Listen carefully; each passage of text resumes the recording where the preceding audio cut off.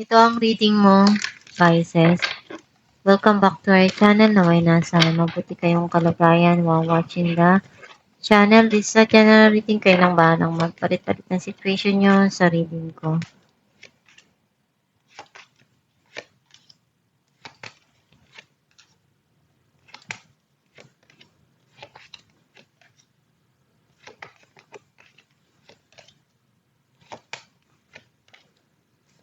At the bottom of the deck, Two of Swords.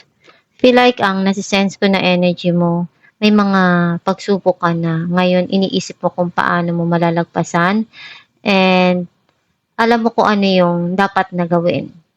Kailangan mo lang buksan yung isipan mo kung ano yung tama dun sa mga sitwasyon na dumarating sa buhay mo. Ang mensahe ng card mo, may darating dito na bagong sisimulan mo na pwedeng project or career. Some of you magkakaroon ng passionate dito na connection sa isang tao or isang mahal mo sa buhay. At the back of your mind, may mga bagay kang kailangan pagdesisyonan at harapin at pag-isipan ng mabuti. You need to balance yung mga dumarating sa buhay mo para hindi ka mapagod, hindi ka ma-exhausted. Meron ditong bagong magsisimula sa buhay mo or darating na romance or relationship. Some of you, ikaw yung magbibigay at magpupuno ng pagkukulang para sa sarili mo. You're removing some people in your life or meron kang inaaral, inaalam. Some of you may clarity na darating para to sa mga nangyari sa nakaraan. Nagkaroon ng end yung situation dahil you feel betrayed or backstab by someone.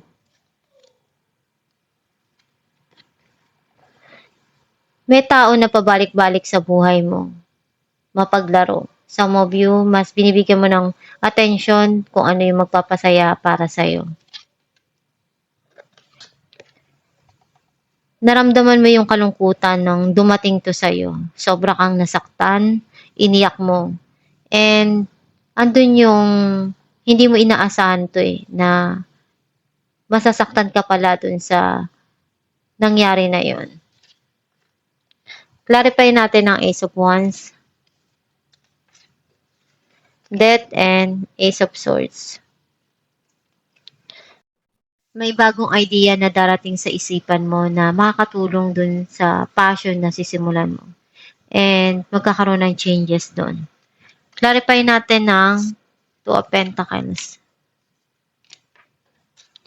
Knight of Wands, and the Wheel. May tao sa past mo na gusto niyang bumalik sa buhay mo. And pinag-iisipan niyang mabuti yon kung tama pa ba na gawin niya yon. Kasi gusto niyang ayusin kung ano yung meron sa inyong dalawa. Kung ano yung mga nangyari na hindi maganda sa nakaraan. Gusto niyang maiayos yun lahat. Natin ang Page of Swords, Six of Pentacles, and Seven of Pentacles. You want to share kung ano yung kaya mong maitulong, pero iniisip mo kung ano yung binigay at ginawa mo, iniisip mong maibabalik din kaya yun sa'yo. Some of you, may inaaral ka dito na gusto mong gawin na maibigay lahat ng makaya mo para makatulong ka din sa mahal mo sa buhay. Clarify natin ang Knight of Wands, Four of Cups, and the Hermit. May naalala ka dito sa nakaraan na hindi mo makalimutan na pinagsisisihan mo ng sobra-sobra. Some of you, may darating dito na offer at pinag-iisipan mong mabuti kung ano yung dapat mong maging desisyon doon, kung tatanggapin mo ba o hindi. Clarify natin ang the Moon, the Tower, and Seven of Wands. Karoon ng end yung situation dahil hindi nagkasundo, kaya nagkahiwalay, nagkaroon ng pagtatapos dun. May new beginning na papasok dito, which is gagawin mo lahat na makakaya mo na maitama yung mga desisyon na kakaharap ito. Clarify natin ang Ace of Cups,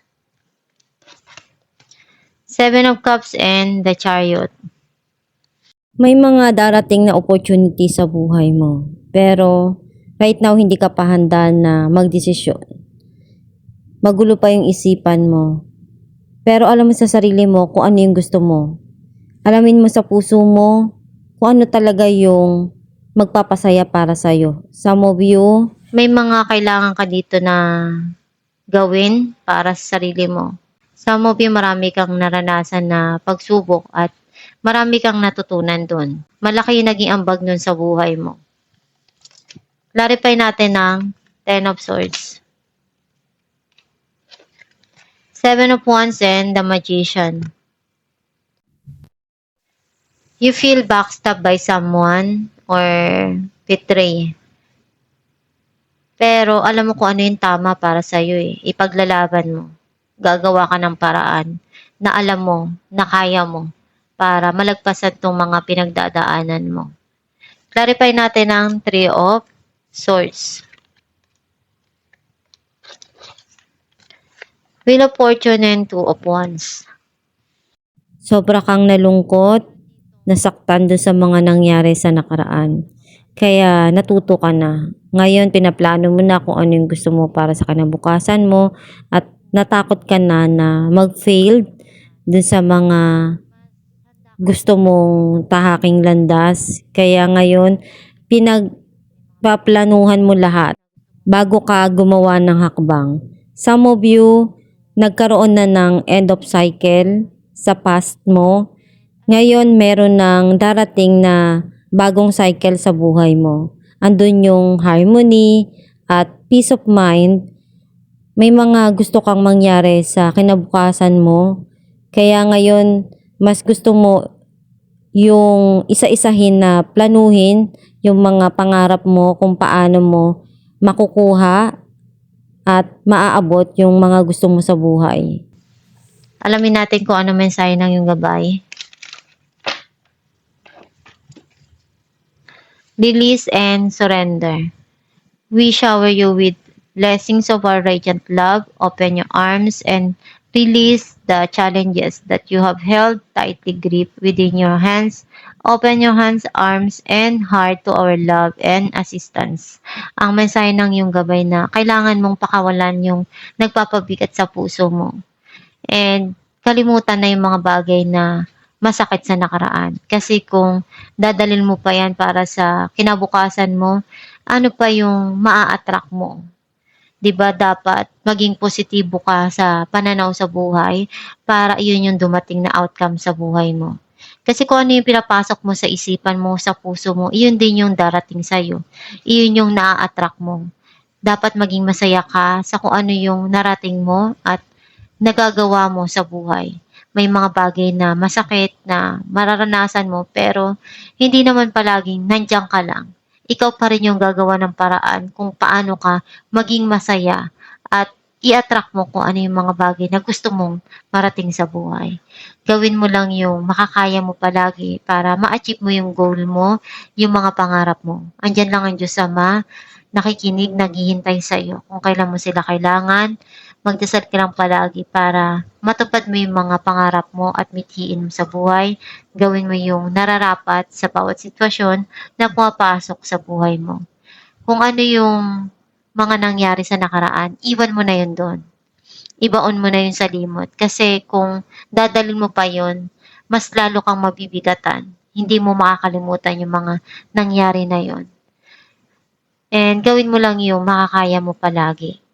Kung ano yung pagsubok na pumapasok sa buhay mo, huwag kang susuko. Bagkus mas lalo kang maging matatag. Always be happy and be thankful kung ano yung meron ka dahil syempre mas maganda yung palagi tayong araw-araw na nagpapasalamat sa kung ano yung binibigay sa atin ng Diyos Ama. At itong yung reading, Pisces, kung nakaresonate ka, kindly comment down below. Thank you for watching.